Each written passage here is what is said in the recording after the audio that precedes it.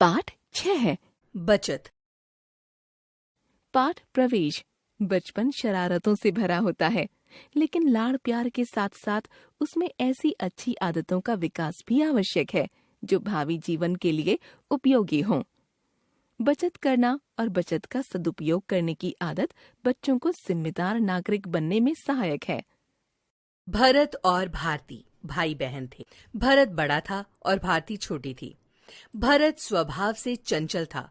मौज मस्ती और लापरवाही उसमें कूट कूट कर भरी थी। ज्यादा लाड प्यार के कारण जिद्दी भी हो गया था। घर में अक्सर वह शैतानी करता और बड़ी चालाकी से आरोप भारती पर लगा देता। भारती कुछ समझ ही नहीं पाती। इस तरह भरत के किए की सजा भारती को मिलती। परिणाम यह हुआ कि भारती भरत से ज्यादा गंभीर हो गई। गर्मियों की छुट्टियां पड़ गई। भरत और भारती बहुत खुश थे।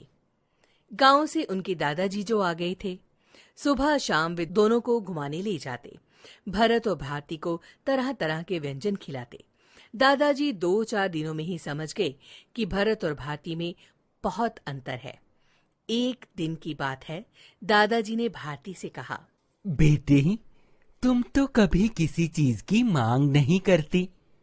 भरत को देखो, हमेशा कुछ ना कुछ खाने की जिद करता रहता है।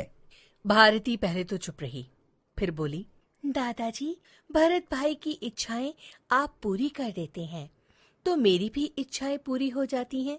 मैं जो कुछ सोचती हूँ, भाई पहले ही उसकी मांग आपसे कर लेता है। फिर मुझे भी तो वह चीज मिल जाती है जो भरत को मिलती है। दादाजी समझ गए कि भरत के मन में खर्च करने की आदत विकसित होती जा रही है। शाम का समय था। दादाजी मिट्टी की 2 बड़ी गुल्लक ले आए। भरत और भारती आंगन में खेल रहे थे। दादाजी ने दोनों को बुलाकर कहा, ये लो तुम दोनों के लिए अलग अलग गुल्लक। अब देखते हैं कि दोनों में से कौन ज्यादा रुपए जमा करता है। जो ज्यादा बचत करेगा, मैं उसे जाने से पहले कुछ इनाम दूंगा। तुम अपनी अपनी गुल्लक में पहचान का निशान लगा दो। दिन गुजरते गए। भरत और भारती गुल्लक में रुपए जमा करने का एक भी मौका नहीं गंवाते। भारती अपने जेब खर्च का ज्यादातर हिस्सा गुल्लक में डालती जाती। वहीं भरत भी रुपए जमा कर रहा था, मगर वह खाने पीने की चीजों में ज्यादा रुपए खर्च कर देता था। एक दिन भरत और भारती गुल्लकों को लेकर झगड़ रहे थे। भरत बोला, दादाजी, भारती ने अपनी गुल्लक बदल दी है। मैंने अपनी और भारती की गुल्लक में कलर पेंसिल से निशान लगाया था। मेरे वाली गुल्लक में वे निशान है, मगर भारती की गुल्लक में नहीं। मुझे लगता है भारती ने जरूर कोई गड़बड़ की है।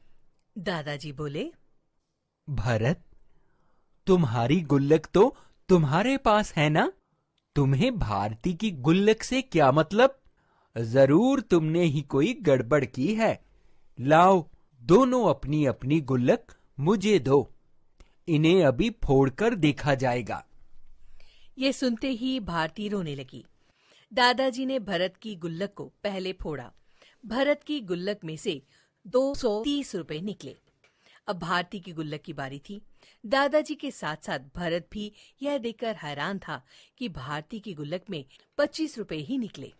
भारती, ये क्या? तुम्हारी गुल्लक से सिर्फ इतने ही रुपए? सच सच बताओ, तुमने जो बचत की थी उसके रुपए कहाँ गए? दादाजी ने हैरानी से पूछा। भारती सुबकते हुए बोली, भानुली की माँ बीमार है। भानुली मेरे साथ पढ़ती है, उसके पापा नहीं है। मैंने 275 रुपए दवाई के लिए भानुली को दे दिए हैं। भानुली ने कहा है कि जब उसकी मम्मी ठीक हो जाएगी तो वह मेरे सारे रुपए लौटा देगी। तो अब भानुली की माँ कैसी है? दादाजी ने पूछा। पता नहीं, मैं फिर उसके घर नहीं गई। अब वह मुझसे और रुपए मांगेगी तो मैं कहाँ से लाऊंगी? भारती ये कहते हुए उदास हो गई। मैं हूं ना मेरी प्यारी बच्ची, हम तीनों अभी भानुली के घर जाएंगे। दादाजी ने कहा। ये मेरे 230 रुपए भी भानुली की मम्मी को दे देंगे। भानुली अच्छी लड़की है, उसने स्कूल में मेरी कई बार मदद की है। भरत ने कहा। दादाजी ने कहा, मेरे प्यारे बच्चों, अब तुम दोनों बचत करने का सही मतलब समझ गए हो।